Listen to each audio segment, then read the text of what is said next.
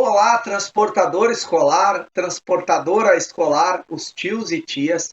Eu sou Andrigo Barp da Modo Certo Escolar e nós atuamos auxiliando empresas, pessoas que têm interesse em mudar o seu negócio, transformar, buscam evoluir com a sua empresa. Nós temos muito material sobre o transporte escolar, porque nós já atuamos nesse mercado com transporte escolar há mais de 35 anos. Então a gente trouxe aí muitas das nossas técnicas, das nossas experiências, das nossas estratégias, tudo que deu certo para a nossa empresa, para o nosso negócio, a gente trouxe para modo certo para auxiliar essas pessoas aí que querem realmente fazer a coisa acontecer e querem uma evolução para o seu negócio. Então, hoje, o assunto que eu vou falar é sobre este assunto que está escrito na tela aqui. E eu espero que você acompanhe, espero que goste, espero que te ajude no seu dia a dia. E nós estamos aqui fazendo o nosso papel na evolução do transporte escolar de todo o Brasil. E acompanhe esse material, porque ele é muito importante.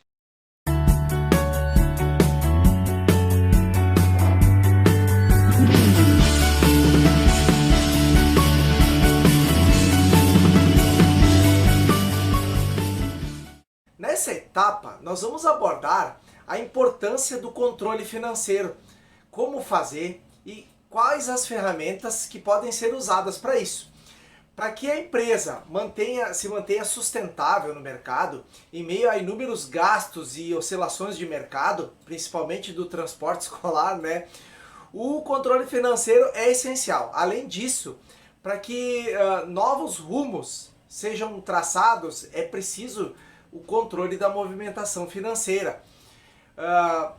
Principalmente no ramo do transporte escolar, onde nós trabalhamos, nós temos contas de 12 meses para adaptar em 10 meses de trabalho, né? Um controle financeiro tem um papel fundamental. Mesmo pequenas empresas, pequenos negócios precisam de um gerenciamento do seu financeiro. Nós vamos ver nesse módulo algumas formas simples de a gente montar um fluxo de caixa, né, controle de caixa, elaborar um plano de contas, fazer o controle financeiro, né, de suas entradas, saídas, controle bancário, clientes e fornecedores. E o que é um controle financeiro? Bom, um controle financeiro, basicamente, ele é controlar duas coisas: as entradas e as saídas de determinado período. Para depois poder fazer as previsões dessas, organizar o orçamento e fazer análises dos resultados para se manter um relacionamento saudável com o seu dinheiro. Você pode começar com um plano simples e ir aprofundando na medida que for se estruturando, na medida que você conseguir se organizando. Não é necessário que se faça tudo de uma vez só. Isso desestimularia quem for fazer, no caso, começar do zero e ter que estruturar tudo que eu vou te passar nesse módulo de uma vez só, né? Em muitos casos acabaria deixando de lado, o que não é um bom negócio. Então, a gente pode começar de uma forma simples, organizando o financeiro no dia a dia e, à medida que a gente for se estruturando, conseguir fazer detalhamentos mais elaborados do financeiro. E qual a importância de se fazer isso? Bom, tendo um controle financeiro já elaborado, né, uma análise feita de determinado período, você vai conseguir ter uma maior visão da sua empresa, né, uma visão global do financeiro, estruturar melhor os seus orçamentos, né, quando você precisar montar orçamentos ou precisar pesquisar valores, aí você vai conseguir ter uma visão muito melhor para fazer isso. Vai melhorar muito na sua tomada de decisões, isso vai te permitir, tendo esse controle, identificar gastos que eles são desnecessários ou muitas vezes desperdícios dentro da sua empresa, que sem um controle adequado você nem perceberia, e planejar também a longo prazo, né? O que você consegue, o que você não consegue a longo prazo. Eu vou te demonstrar em duas situações por que é importante o controle financeiro e o controle do fluxo de caixa. Então, nós temos duas situações. Analisando a primeira situação, tá, nós podemos ter o início de mês com um caixa positivo de R$1.000. Iniciando o saldo inicial de R$1.000 no mês, nós vamos fazer todo o demonstrativo do resultado desse período de um mês. Então, nós tivemos R$1.200 de receita, desconto de R$72 dos impostos, né? O lucro bruto R$1.128, e tirando todos os gastos fixos do negócio, R$1.150, o resultado operacional no final desse mês foi de menos R$22. Então teve um saldo negativo durante o mês. Mas o saldo de caixa final foi de R$978 positivo, porque o mês havia começado positivo já com R$1.000. Nesse caso, o resultado do mês foi negativo, mas o caixa final positivo. Analisando a segunda situação, nós podemos ter um início do mês com o caixa negativo, menos R$950. Durante o mês, teve R$1.200 de receita, menos R$72 de impostos, lucro bruto de R$1.128, menos os gastos fixos do negócio, R$650, o resultado operacional, R$478. E o saldo de caixa final, menos R$472. Nesse caso, o que aconteceu? O resultado do mês foi positivo, mas como o saldo de caixa já vinha de um período anterior com problemas, ele fechou o caixa final negativo. Então, isso acaba muitas vezes enganando e a gente acaba pensando que o mês foi ruim. Não, o mês foi bom, mas os resultados passados interferiram no resultado do mês. Então, nós temos aqui as seguintes situações. As situações financeiras, elas podem ser avaliadas como a operação econômica, né, do período prejuízo e lucro, e o saldo de caixa, saldo negativo, saldo positivo. Então, quando num período de um mês, por exemplo, período apurado, a empresa ela teve um prejuízo dentro do mês, ela ficou no negativo, naquele saldo do mês ali, nas movimentações de dentro do mês, negativo, e ainda o saldo de caixa terminou negativo, a situação dessa empresa é insustentável. Quando a empresa teve um lucro, né, no mês, mas a situação do caixa final foi negativa, ela é uma situação de risco. Enfim, a empresa, apesar dela ter tido um lucro, ela acabou com o saldo de caixa negativo. Então, é uma situação de risco. Quando a empresa teve um prejuízo, mas o saldo de caixa foi positivo, também é uma situação de risco. Pode ser que o saldo positivo esteja sendo consumido devagar por diversos prejuízos mensais. E quando a empresa tem um lucro, né, mensal ou do determinado período apurado, e ainda seu saldo de caixa foi positivo, terminou positivo, é uma situação ideal, é um sinal de que a empresa está tendo consecutivos lucros e o seu saldo de caixa está terminando no positivo. Então essas são quatro situações financeiras, e por isso que é tão importante a gente verificar e analisar o financeiro, o fluxo de caixa da empresa. Para começar um controle financeiro, é preciso que a gente estruture um fluxo de caixa, ou melhor, que a gente controle o caixa diário da nossa empresa. O que é controle do fluxo de caixa, ou controlar o caixa? É o controle diário das suas entradas e das suas saídas. O que entrou, de onde veio, o que saiu, né, e para onde foi. Essa ferramenta, por vezes, ela é deixada de lado, mas ela é muito útil para a organização financeira. Serve principalmente para anotar toda e qualquer movimentação de dinheiro. Exemplo, quando você recebe o pagamento de um aluno, é muito importante que essa informação ela passe por sua ficha de caixa, né, ou pelo seu fluxo de caixa, para que você tenha o relatório diário dos valores que entraram e a origem dos gastos, para onde foi destinado esses valores.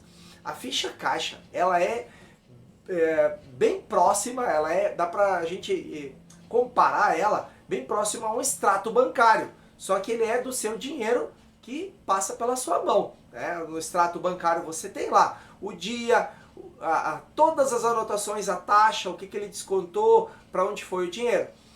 E esse é o fluxo de caixa. Desenvolver um fluxo de caixa é basicamente isso, né? E ele parece complicado, mas não, ele é muito simples de você elaborar, e à medida que você começar a usar, ele também vai se tornar fácil, né, para você identificar. No material de apoio nós temos uma planilha de fluxo de caixa, onde você pode usar ela no Excel. Também você pode imprimir para usar manual, né? Os dois modelos são utilizáveis, tanto manual quanto uma planilha em Excel. E você pode baixar lá no material de apoio. Então aqui nós temos uma estrutura de uma ficha de fluxo de caixa diário. Ela tanto pode ser usado para o controle diário ou para o controle mensal, né? Se você quer fazer uma ficha que compreenda aí todo o período do mês e você vai controlando todos os dias, anotando a data aqui também. Em alguns casos, quando a movimentação é maior, é bom ter um controle já diário, fazer o fechamento todos os dias. E se for possível, que a movimentação não for tão grande, é possível que se faça uma ficha aí para o período de uma semana ou para o período de um mês. E aí você faça todas as suas anotações e vá fazendo os fechamentos à medida que os dias vão passando. Aqui nesse exemplo, nós temos o caixa para um dia 1º de maio, então, saldo inicial era de R$1.000. Então, nós vemos aquela primeira situação. No dia 1º de maio, entrou R$150 da mensalidade de um aluno, pagamento de aluguel R$350, abastecimento da van R$70. Somando o caixa inicial com a entrada R$1.150, a saída R$420, o saldo de caixa R$730, foi conferido R$730, então fechou o caixa, tudo certo. R$270 negativo é o saldo do dia 1º, ó. Entrou 150 e saiu 420, menos 270 nesse dia, mas o saldo terminou positivo. O saldo que vai transferir para o próximo dia ou para a próxima ficha, R$730. É o saldo que vai entrar aqui na próxima ficha de caixa. Então esse é o modelinho de estrutura da ficha de fluxo de caixa. Além do planejamento ou do fluxo de caixa diário, nós podemos controlar, né? À medida que a gente for controlando o movimento diário, a gente vai conseguir ter o controle mensal, né, das contas e, consequentemente, anual, né? A gente vai tendo diversos controles, a gente vai controlar todos os dias, né? Então a gente depois começa a controlar o mês, e os meses a gente vai ter o controle do ano, né? A gente vai conseguir ir escalando isso aos poucos e poder ter um relatório muito legal no final. Mas a gente vai começar olhando agora sobre as receitas, né? Ou as receitas, ou seja, vou ter destaque aqui, ou seja, as entradas.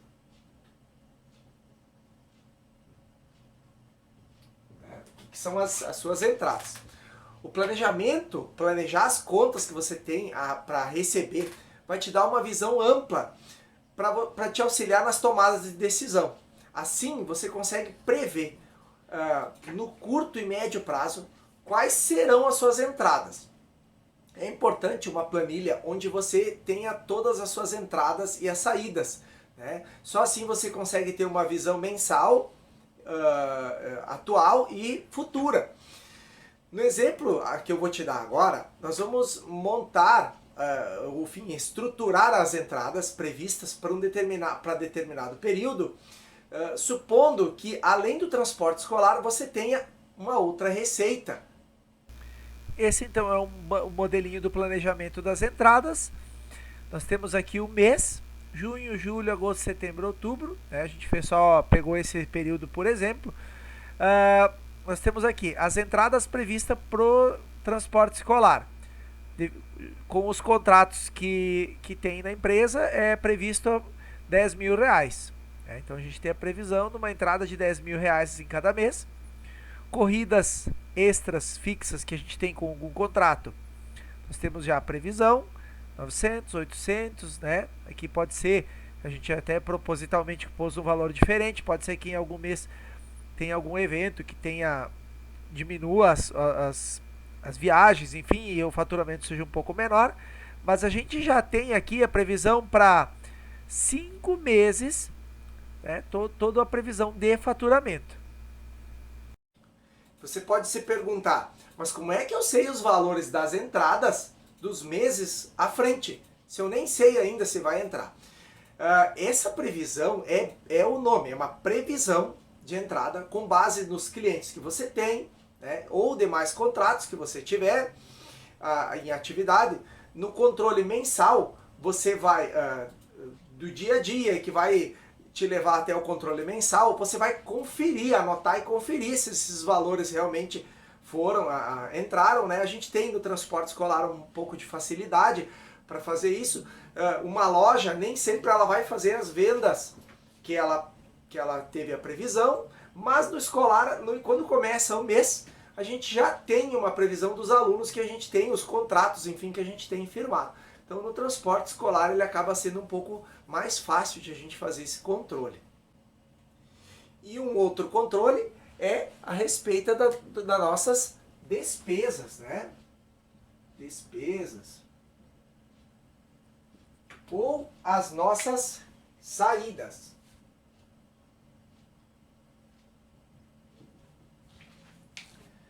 Entre as saídas, nós podemos ter muitas subdivisões de contas. Tá? Nas entradas também a gente tem subdivisões e nas saídas mais ainda. Nós não vamos entrar a fundo em cada uma delas por enquanto. O que nós queremos agora é só dar um direcionamento, um primeiro passo para a sua organização. E aí, pessoal, espero que vocês tenham gostado do material de hoje. Se inscreve no nosso canal, ativa o sininho para receber notificações quando nós postarmos material novo. A gente está sempre aqui postando conteúdo para o transportador escolar e para que você possa também evoluir aí com o seu negócio, contribuir com a sua empresa na evolução do transporte escolar. Um abraço, até a próxima!